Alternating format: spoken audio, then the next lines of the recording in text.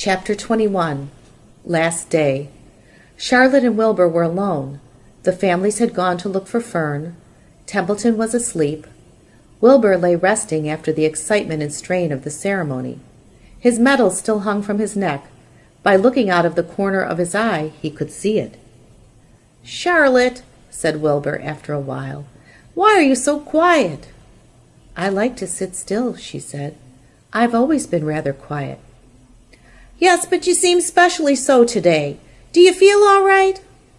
"A little tired, perhaps, but I feel peaceful. Your success in the ring this morning was, to a small degree, my success. Your future is assured. You will live secure and safe, Wilbur. Nothing can harm you now. These autumn days will shorten and grow cold.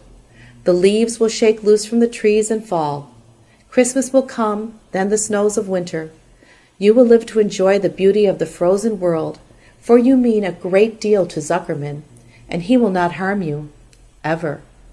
Winter will pass, the days will lengthen, the ice will melt in the pasture pond, the song sparrow will return and sing, the frogs will awake, the warm wind will blow again. All these sights and sounds and smells will be yours to enjoy, Wilbur. This lovely world, these precious days." Charlotte stopped. A moment later, a tear came to Wilbur's eye. "Oh, Charlotte," he said, "to think that when I first met you, I thought you were cruel and bloodthirsty." When he recovered from his emotion, he spoke again. "Why did you do all this for me?" he asked. "I don't deserve it. I've never done anything for you." "You have been my friend," replied Charlotte. "That in itself is a tremendous thing. I wove my webs for you because I liked you. After all, what's a life anyway? We're born, we live a little while, we die. A spider's life can't help but being something of a mess, with all this trapping and eating flies. By helping you, perhaps I was trying to lift up my life a trifle. Heaven knows anyone's life can stand a little of that." "Well," said Wilbur, "I'm no good at making speeches. I haven't got your gift for words. But you have saved me, Charlotte, and I would gladly give my life for you. I really would." "I'm sure you would, and I thank you for your generous sentiments." "Charlotte," said Wilbur, "we're all going home today. The fair is almost over. Won't it be wonderful to be back home in the barn cellar again with the sheep and the geese? Aren't you anxious to get home?" For a moment, Charlotte said nothing. Then she spoke in a voice so low, Wilbur could hardly hear the words. "I will not be going back to the barn," she said. Wilbur leaped to his feet. "Not going back?" he cried. "Charlotte, what are you talking about?" "I'm done for," she replied. "In a day or two, I'll be dead. I haven't even strength enough to climb down into the crate.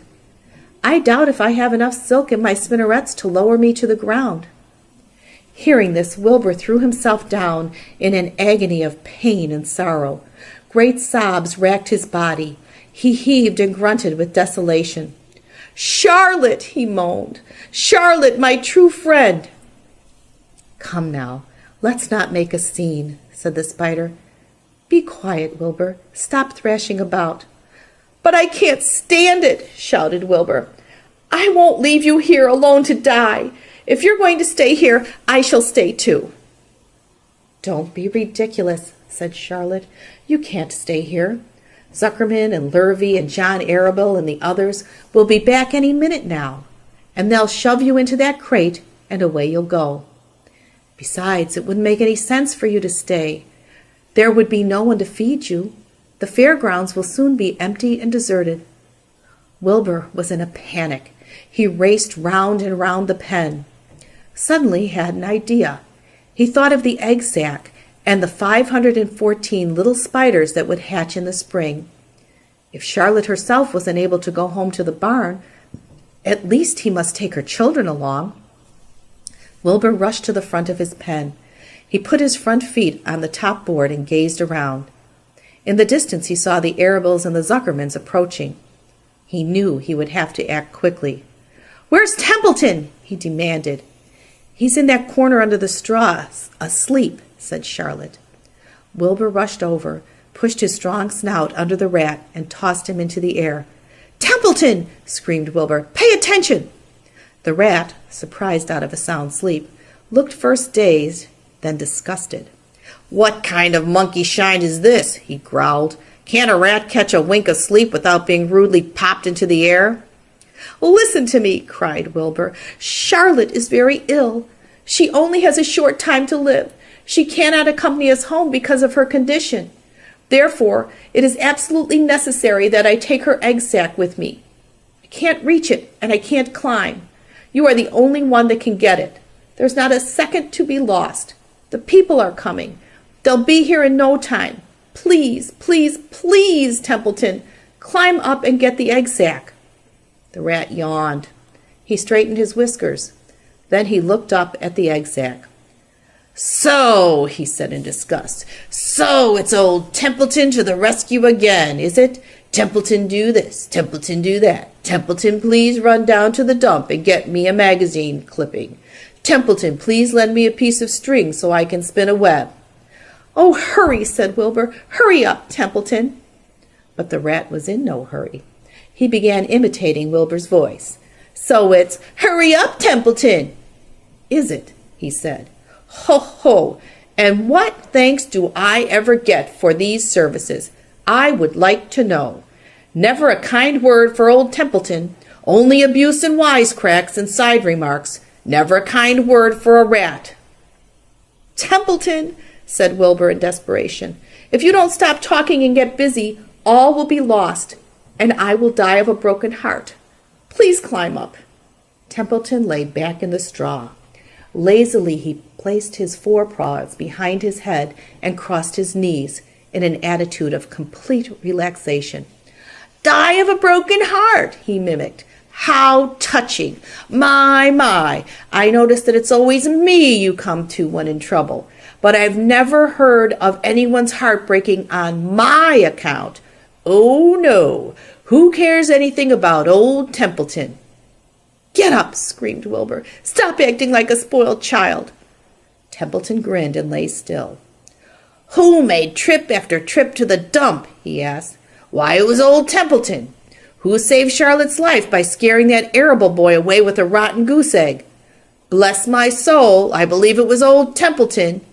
Who bit your tail and got you back on your feet this morning after you fainted in front of the crowd? Old Templeton. Has it ever occurred to you that I'm sick of running errands and doing favors? What do you think I am, anyway? A rat of all work?" Wilbur was desperate. The people were coming, and the rat was failing him. Suddenly, he remembered Templeton's fondness for food. "Templeton," he said, "I will make you a solemn promise. Get Charlotte's egg sac for me, and from now on I will let you eat first when Lurvy slops me. I will let you have your choice of everything in the trough, and I won't touch a thing until you're through." The rat sat up. "You mean that?" he said. "I promise, I cross my heart." "All right, it's a deal," said the rat.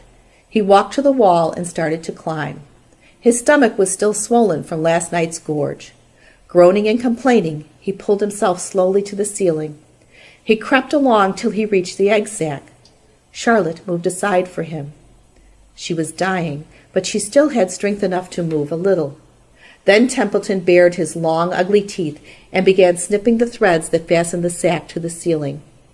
Wilbur watched from below. "Use extreme care," he said. "I don't want a single one of those eggs harmed." "This stuff sticks in my mouth," complained the rat. "It's worse than caramel candy." But Templeton worked away at the job and managed to cut the sack adrift and carry it to the ground, where he dropped it in front of Wilbur. Wilbur heaved a great sigh of relief. "Thank you, Templeton," he said. "I will never forget this as long as I live." "Neither will I," said the rat, picking his teeth. "I feel as though I'd eaten a spool of thread. Well, home we go." Templeton crept into the crate and buried himself in the straw. He got out of sight just in time. Lurvy and John Arable and Mr. Zuckerman came along at that moment, followed by Mrs. Arable and Mrs. Zuckerman and Avery at Fern. Wilbur had already decided how he would carry the egg sac. There was only one way possible. He carefully took the little bundle in his mouth and held it there on top of his tongue. He remembered what Charlotte had told him, that the sack was waterproof and strong. It felt funny on his tongue and made him drool a bit, and of course he couldn't say anything. But as he was being shoved into the crate, he looked up at Charlotte and gave her a wink. She knew he was saying goodbye in the only way he could, and she knew her children were safe. "Goodbye," she whispered. Then she summoned all her strength and waved one of her front legs at him. She never moved again. Next day, as the Ferris wheel was being taken apart, and the race horses were being loaded into vans, and the entertainers were packing up their belongings and driving away in their trailers, Charlotte died. The fairgrounds were soon deserted. The sheds and buildings were empty and forlorn. The infield was littered with bottles and trash. Nobody of the hundreds of people that had visited the fair knew that a gray spider had played the most important part of all. No one was with her when she died.